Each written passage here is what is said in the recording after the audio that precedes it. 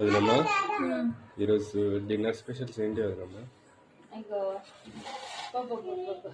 వేడి రైస్, ఇక్కడైతే చేపల చారు, చేపల పులుసు, ఇక్కడైతే పులిహోర, ఇక్కడ పాలు, ఇక్కడైతే మటన్ కర్రీ, ఇక్కడైతే పెరుగు.